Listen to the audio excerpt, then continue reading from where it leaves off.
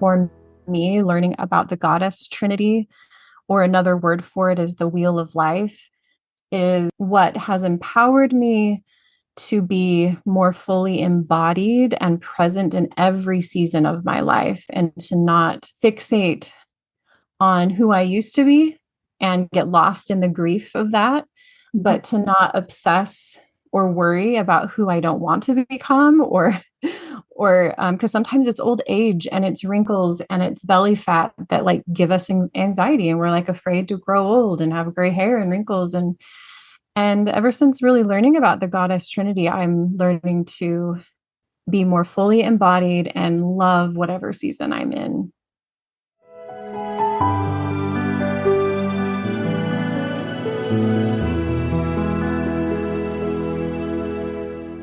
Welcome to In Her Image, where we seek Heavenly Mother through scripture, scholarship, and the arts.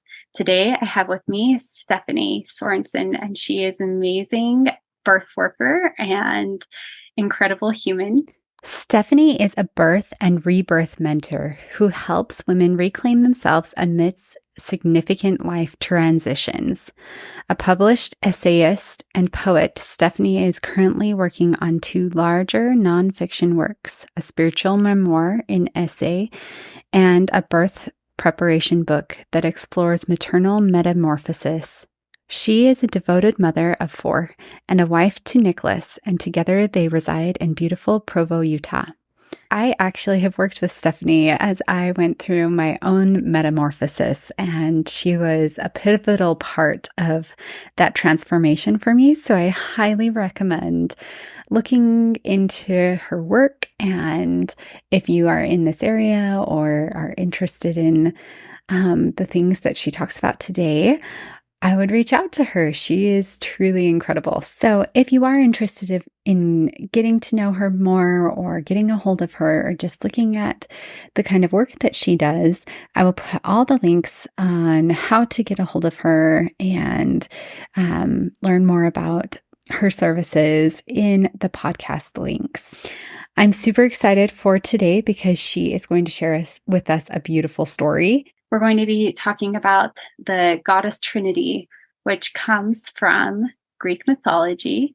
And Stephanie has an awesome story to share about that. So I'm going to hand it over to you, Stephanie, if you want to go ahead and dive in. Sure, yes. And I would say that this extends even beyond the Greeks. Like, this is kind of an ancient culture. And today we'll focus on one myth within the Greek culture. This is often known as the wheel of life as well. It's really about understanding rites of passage and how this was a very important aspect of most ancient cultures, and actually some modern and current cultures today that have still preserved those traditions. But there was often a receiving of a new name or a new standing in your community. Even just being born was considered a rite of passage.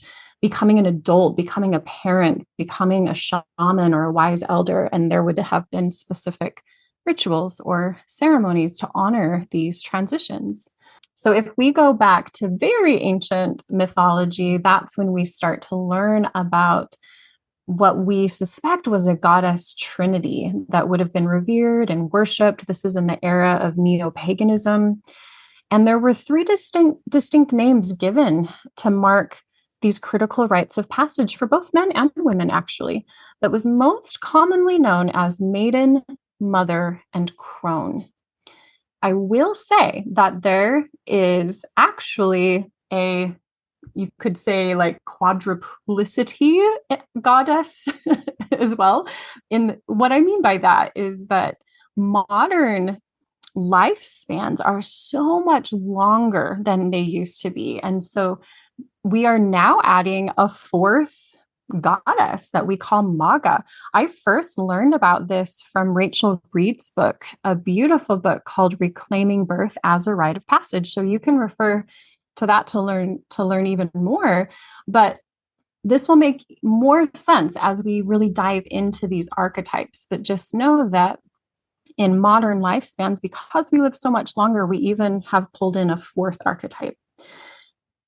So let's jump into one of my favorite examples of how we can learn these archetypes and understand the application in our own lives. I'd like to start by just first asking you, Meg, how familiar are you with the Greek myth of Persephone? I have read the story of Persephone to my daughters from a Greek mythology book that I got off thrift books or something like that. That's wonderful. Do you feel like if I were to put you on the spot, which I am, would you be able to give me like a 30-second version of that story? Sure.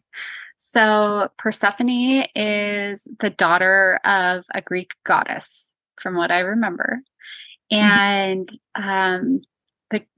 the Greek goddess, I can't remember her name. Yeah. She and her mother are they're inseparable. They love each other so much. They're the tightest mother-daughter duo there is, and they're inseparable. They love each other. One day, from what I remember, Persephone is out in a field. This is like going to be a horrible rendition. You're actually doing great. Hades sees her and thinks she's so beautiful and decides that he wants her as his wife. And so he kidnaps her and basically forces her into being his wife.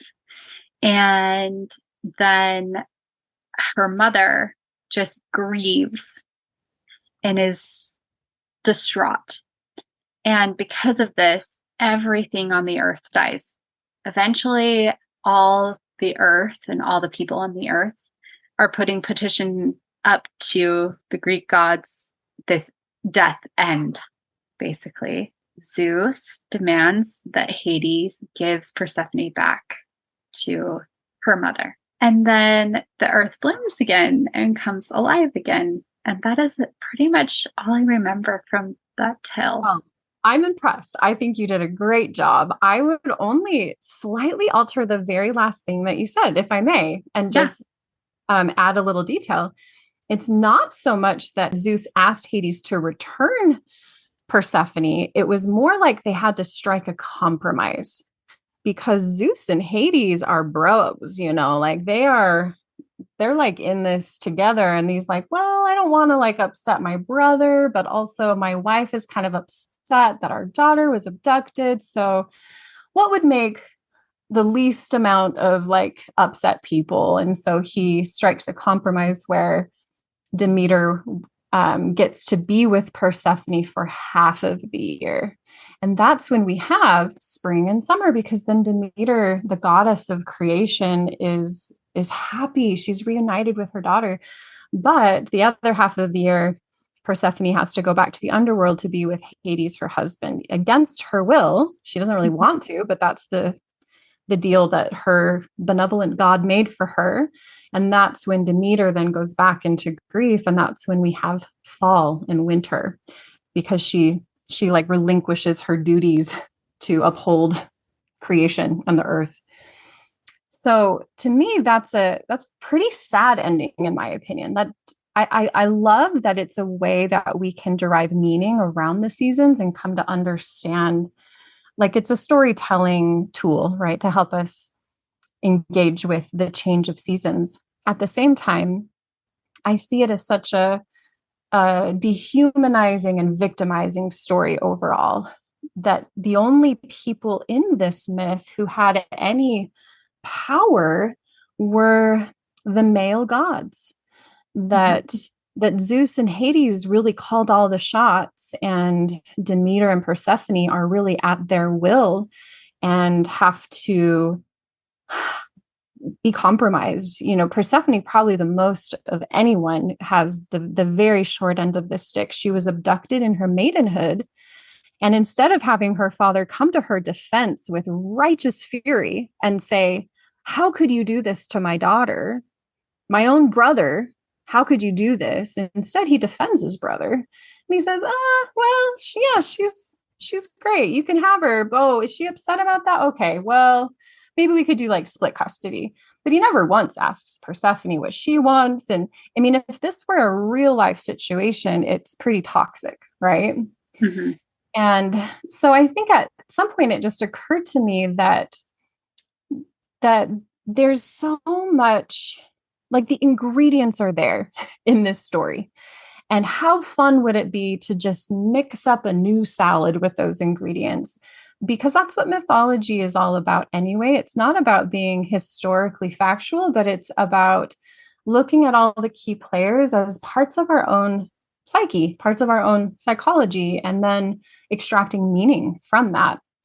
And so it is a liberty that I've taken to do that, along with other authors like Charlene Spretnak and DJ Conway are two that I have read their interpretations of Persephone and loved that. And it kind of sparked something in me I was like, oh my gosh, you can rewrite myths. Why haven't I done this before? This is very exciting and empowering, because here's where it comes full circle. It's actually very likely that the story of Persephone goes back way further than Greek history. And that when Greek culture got a hold of it, they rewrote it, right? So this is not a new concept to rewrite myths. It's been happening from the beginning of time. Every culture that appropriates another also is appropriating their mythology. And we have even seen that within our own Christian history. I mean, what is the Nicene Creed if it's not a reinterpretation of myth and even deciding which myths get to be canonized and which ones don't? And all of this was voted on by men, and women's voices cut out of that. Like, so, and I could even go further back to Augustine. Like, Christian history is phenomenal and messy, and lots of rewriting happening. So, right. And also, after Christ was born, there were so many scriptures that were from Jewish text that they said, oh, this was talking about Christ, like Isaac and Abraham being sacrificed, taking that story and then turning it into a Christ story.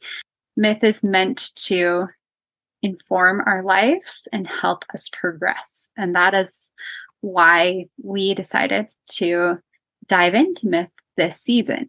You do pose a really good question. That is that actually bad? What if it is neutral, or what if it's just inevitable?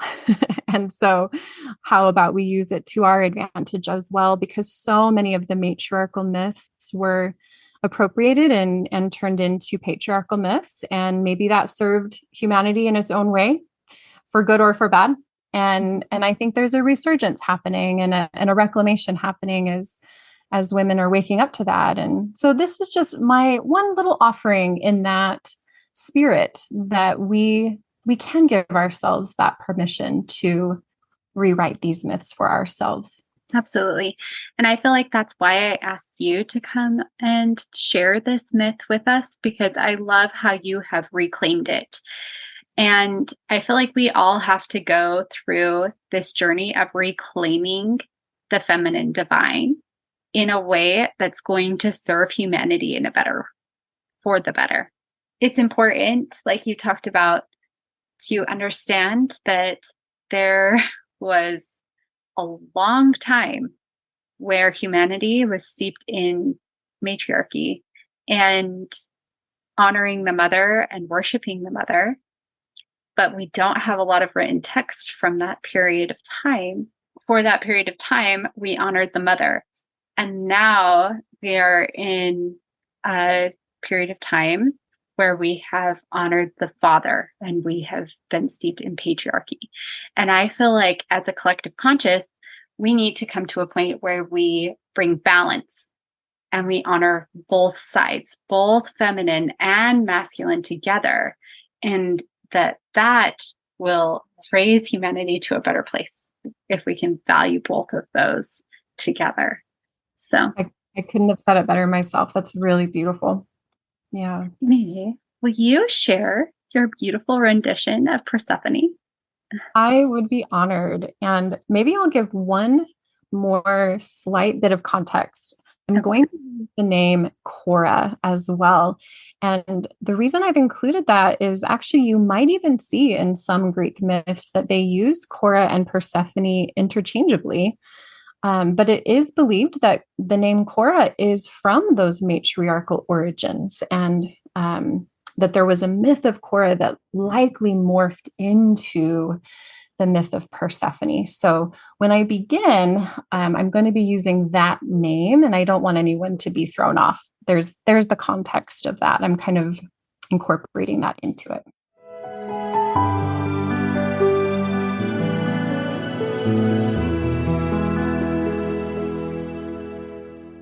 Cora, which translates to maiden, loved to roam the hills and fields of grain. She would gather wild flowers and explore the earth's bounty.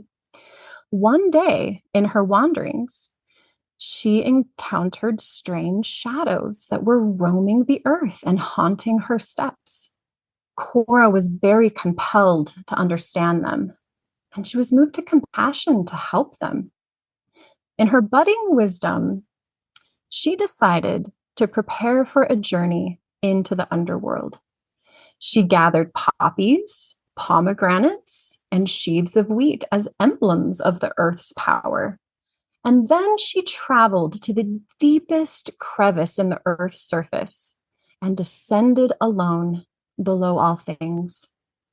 The earth contracted in grief at her leaving the above world, and it brought death, decay, and winter to all of the fields.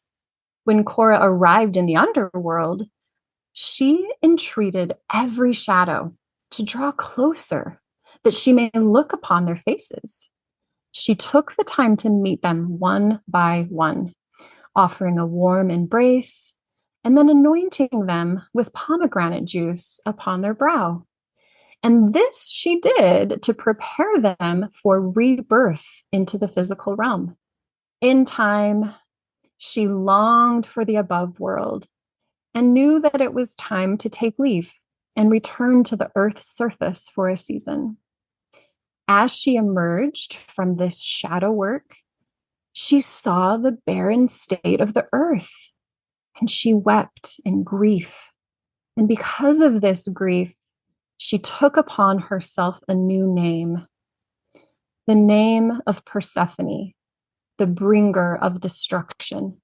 Her beloved home lay in ruins. Everything that was familiar was gone.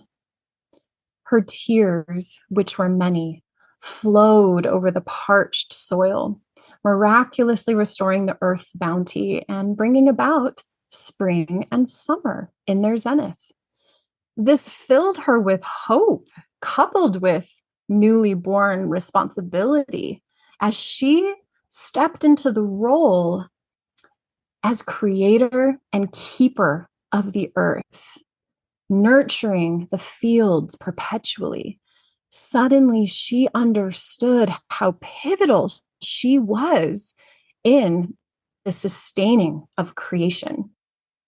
And yet, despite her zeal and her commitment to keep the earth in its full bloom, amidst all of this labor and toil, the shadows began to appear once again, roaming through the fields and haunting her steps, just as they had done before. But what could she do? If she descended into the shadow realm again, now she was older and wiser and understood that if she left, it would be her fault, and the fields would dry up and the rivers would cease to flow. How could she abandon her duties and forsake her calling? But a deeper, burgeoning wisdom spoke from within her, reminding her that she had other duties, a duty to face the shadows. So despite her misgivings, despite the unknown, she prepared once again for a descent into the underworld. She gathered the familiar poppies, the pomegranates, and the sheaves of wheat, and she knew the path this time, and entered into that deep, dark crevice, returning into the realm of shadows. just as before, Persephone embraced and anointed each shadow until she knew it was complete and it was her time to return. As she did so, stepping back into the surface of her beloved earth, she saw her greatest fear realized, that the fields were barren, the rivers were dry, just as she had predicted they would be. This once again brought her to tears, and in her anguish, the tears flowed unceasingly, and in so doing, restored the earth to its former glory. And it was then, in that moment, that Persephone became Demeter, the mother of earth and keeper of the seasons. Because it was in that moment that she embodied the spirit and the vision of the maiden Cora and the creative responsibility of the mother Persephone. But now she embodied the wisdom of shadows and seasons of the crone Demeter. She understood that these things were temporary and that to every aspect of life, there is a season. And so forever after, Cora, Persephone, Demeter as one cared for the above and for the below in their proper season. And this is what allowed her to maintain balance and harmony. That is such a beautiful story. Can you help us break apart the symbolism of the maiden, the mother, and the crone, and how we can apply that symbolism to our own lives? Absolutely. I'm really glad that you asked that. It's one thing to just hear the words of the myth, but another to see its application. So let's do that. When I talk of Cora, it really does translate to mean either maiden or it can just mean girl, young girl. And so this is what we would call the stage of life from birth to puberty. This is our childhood. This is our coming of age. This is when we are the dreamer. I like to say that each stage has their own identity question. And for maiden, it's who will I be or who am I? And that's so much of our youth. It's just like figuring out who we are in these kind of awkward bodies that we're still getting used to. And yet with that, there's a lot of optimism, a lot of hope. It's if it had a season, it would be springtime, just like in the myth that she was roaming through the fields of flowers and really embodies that. If we were to compare it to like the sun and moon cycles, we would say that maidenhood is the dawn. It's when we're just getting a glimpse of this vast world, but we can't see it all, but like it's an optimistic sunrise. And with the moon, probably first quarter moon, right? When it's waxing and it's moving into its fullness. So overall, I would say some qualities that really typify this archetype is youthfulness, anticipation of life, naivete or innocence. It's about fresh beginnings and playfulness, new ideas, and just really coming of age. I think for me, I definitely was in my maidenhood well into my college years. And I think for me, it was marriage and becoming a mother that really shook things up. And I would say, because this is a good caveat as we move into the second archetype in just a minute, that I don't actually think it's a requirement that you actually have to have children to become the mother. I think there's a lot of ways to transition into the mother stage of life. It's about giving birth to a vision, a dream, a business, a book, a way of life. There's so many things that we can do as creators, and children is one of them. And it's a pretty awesome path for those that feel called to do that. But I would really want all of your listeners to know that this has application for all of us, regardless of whether or not we have literally born children or even adopted children or any of that, that this can go well beyond that. So yeah. Along with what you were just saying about, like, you don't have to have children to be the mother. But I think something that comes with being the mother is kind of a descent and a shedding of old belief systems and childlike perspectives, and reforming our beliefs and perspectives in a new adult manner. I feel like that's what I was trying to draw upon when I described Cora's realization when she comes back to the above world after that descent. And she sees the destruction, that has taken place. And then as she grieves and as she cries, she realizes, oh, it's not actually gone. It was temporary. And as I learn how to let go and surrender and unravel, that's when I'm going to regenerate and come back to life. And that's when she becomes the mother archetype that I call Persephone, because she starts to feel some of that adulthood. She's like, oh, responsibility. That's a new thing. Like, I didn't really fully know what that was when I was a maiden. I had no cares in the world. And I went down into the shadow world, not realizing that there would be consequences, not realizing that there would be fallout, not realizing that was going to be hard and messy and painful. But now I know, and I'm older and I'm wiser. And that's when she's like, I need a new name. Like, I'm not Cora anymore. I'm Persephone. And I love that transition as you described it. Yeah, that's so interesting. I love that you just said that, because actually, as I became a mother, I started going by a new name. Mother, right? Mom. Well, I did go by mother. Okay. And also, growing up, I went by Megan.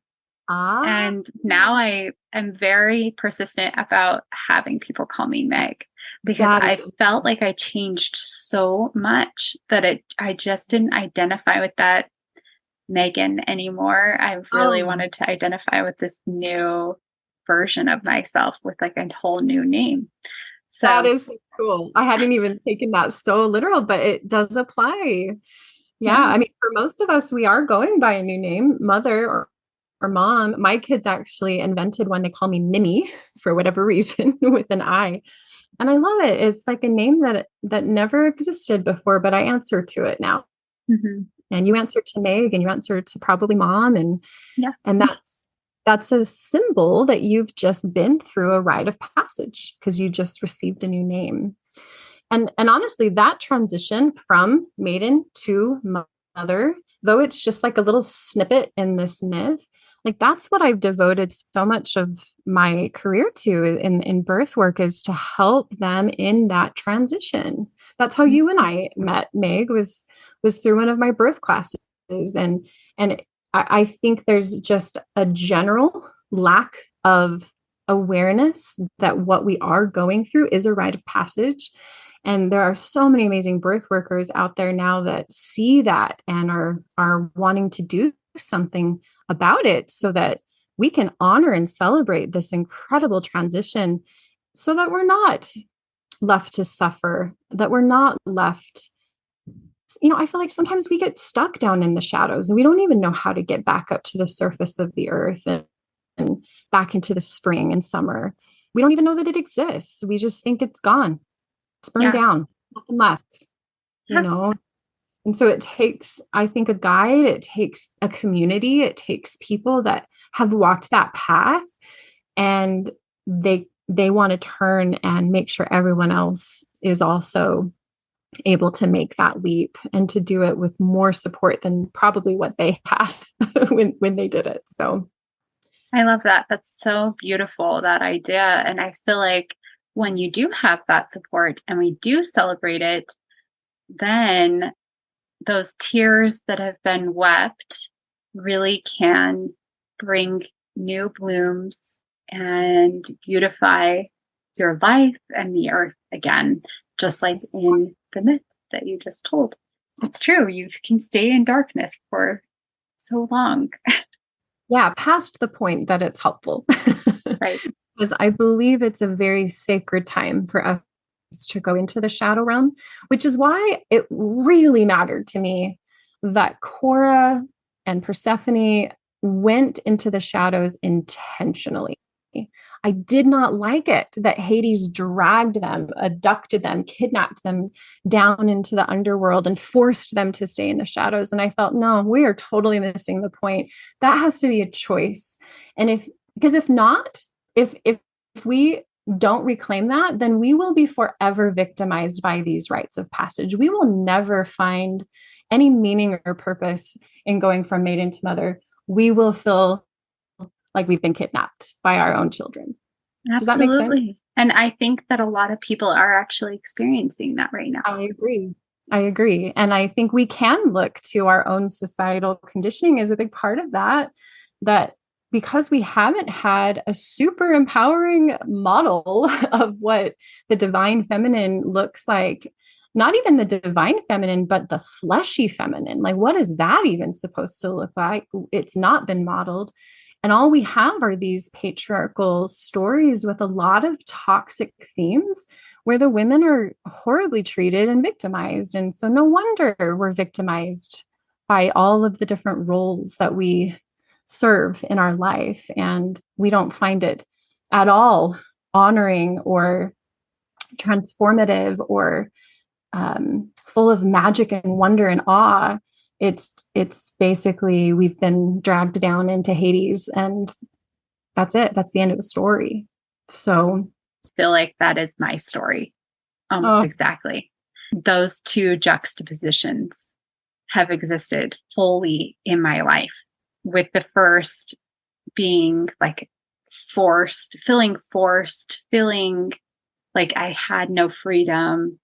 And then with the second, with so much celebration and just a whole new culture and belief system around me, and so much joy and feeling like every day was a miracle.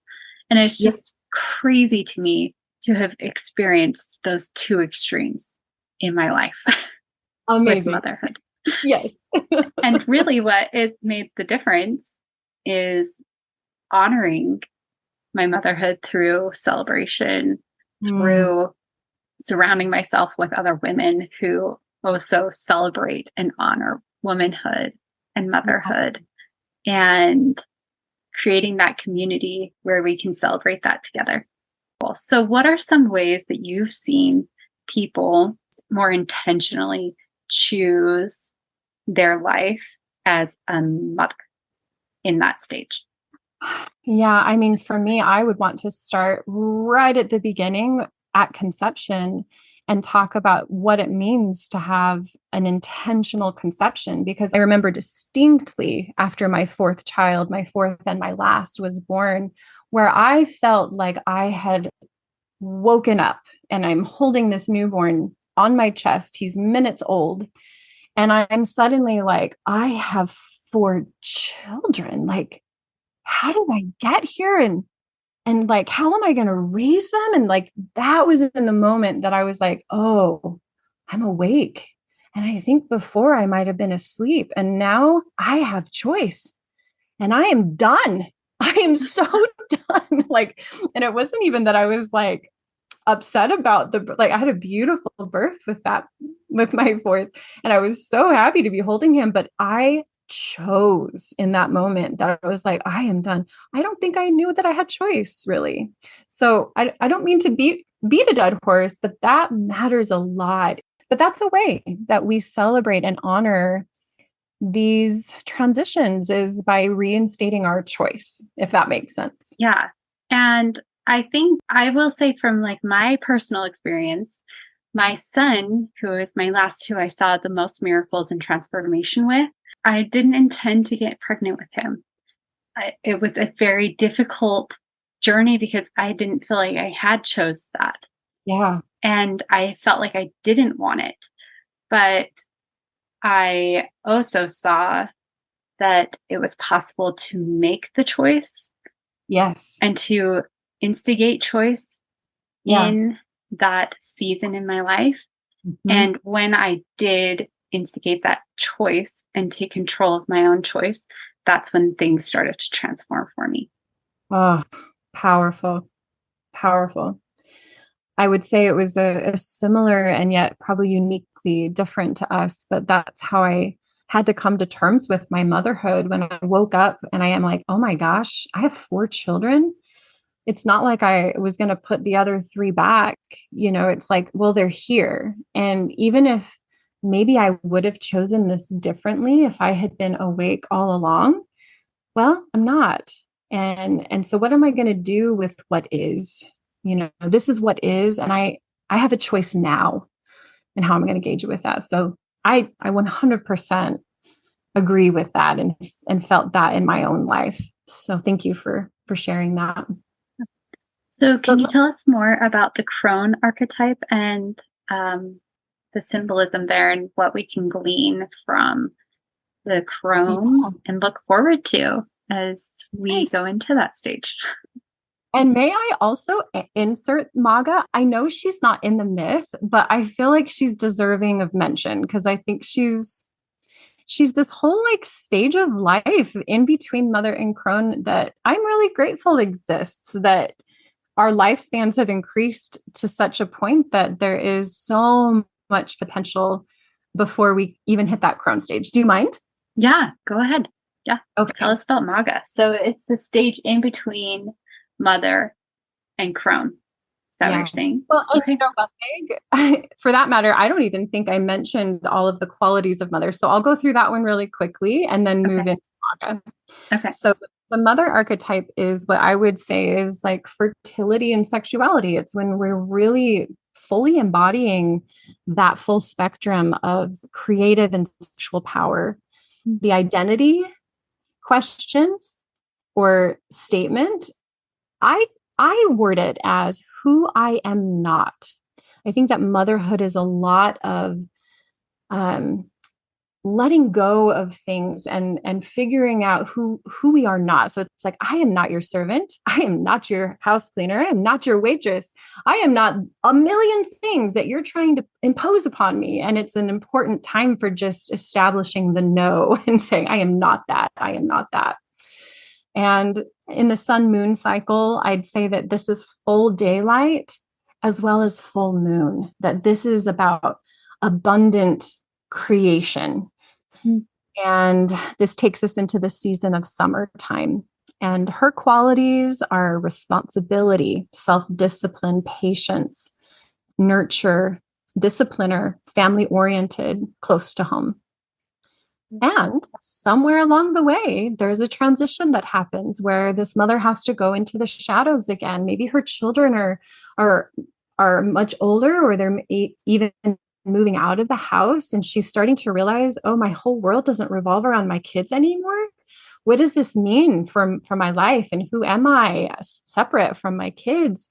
This is when I think we start to move into that maga, which comes from magi or magician. So really, it can be our season of magic. And this is, getting into like perimenopause into menopause, where this season of using our womb to create life has ended, but it's moving into a stage of using our womb to create dreams, to create the fulfillment of our visions and our life purpose. And so it can still be a very active time. And the identity statement is who I am. This is when you meet a woman in her 40s or her 50s, and she is such a badass, and she just has somehow arrived into her own body, her identity, and she just no longer cares what her neighbors are whispering about her. And she's just like, I am who I am, and I'm okay. I'm like happy with it. And that's what it is to like, this is who I am, and I live it. And in the sun moon phase, I would say that this is dusk as well as third quarter moon. And Moving into the season of autumn, her qualities are teacher, activist, fully embodied, dharmic clarity, empowered, community oriented, broadening circle of influence. So, I mean, how sad if we skipped over that. But for a long time, women, all humans were dying at much younger ages. And so we moved right into crone. But with longer lives, I think there's more potential for us to really step into that identity. And so finally, that leads us to crone. And the phase of life for crone is what I call the wise elder. This is the silvery gray hair and the wrinkles and the bags under the eyes and the saggy skin and just all of the things that come with old age. But her identity statement, I really love this potential. I have been and will be again. There's just this understanding of cycles, that there's a trust in that season. And it's not like, oh, my best years are behind me and I have nothing to live for. It's, oh, I have been and I will be again. And she trusts that even though she's winding down, that there will always be life that springs up after winter. And that's her season, is winter.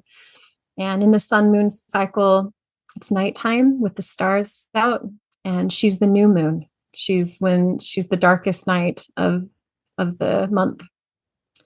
And her qualities are death, dissolution, recycling, wisdom, transforming, transitioning, the rest before rebirth, seasonal living, and shadow work. She's comfortable in the shadows now. She's done it so much that she lives under the new moon. She's like, just give me all the shadows. I've done it. I can do it. It's no longer like a question. Like, I'm just as comfortable in the darkness as I am in the light. And that is born of old age. And, my favorite way to tie these all together is by talking about a tree. When I first learned about the goddess Trinity, I was taught it in a way that said each archetype dies in order for the new one to be born. Part of me loves that. Part of me has experienced that. And I'm like, yeah, my maiden died. and it was horrible and sad and a really difficult time for me. On the other hand, I feel like I want to qualify that. And I feel that, yes, there is a temporary death of each archetype, but I think it's very important to add that it is reborn in tandem with the new archetype. So when the maiden dies, she comes back with the mother. It's like maiden mother married as one, so that the maidenhood informs the motherhood. This is why, as a mother, you can still have playfulness and spontaneity and have dreams and hobbies and be exploring who you are. And that doesn't actually have to go away. In fact, when it does, I don't think it serves us. I think that we need to foster the maidenhood always, but it will not look the same because now she's coupled with mother. So there's responsibility and there's stewardship. And so you find new ways to channel that maiden energy, right? And then the same thing, that when mother dies, when your kids move out of the house or your business is taken flight and you're like, well, now what? Like, I was pouring my energy into that for 15 years and now what? Or 20 years. Well, now you have maiden and mother that are reborn into your maga. And that means you're a powerful force to be reckoned with, because you have the energy of the maiden and the responsibility and discipline of the mother together with your maga. Like, that's why she's the teacher and the activist, because she's just this powerhouse. And so finally, when you make that final transition from maga to crone, you're finally all of them. Like, never have I ever grow old so much as when I learned about the goddess Trinity, because I thought, oh my gosh, we we totally under respect and revere our elders. We send them off to rest homes, and sometimes that's needed, right? But man, if we could just be sitting at their feet and seeing the world through their eyes. But unfortunately, I don't know that they were taught to even respect themselves or to believe that they're capable of wisdom and insight, because this is our societal conditioning. So all of that is to say that the tree can be a beautiful symbol of this, because when we cut a tree down and we're able to see the rings of growth, to me, that really embodies the wheel of life, the goddess Trinity, because the sapling is still there. The maiden is right in that center of the tree trunk. And as she grew, each season brought a new ring, but the inner ring didn't go away. It just got embodied by the outer rings.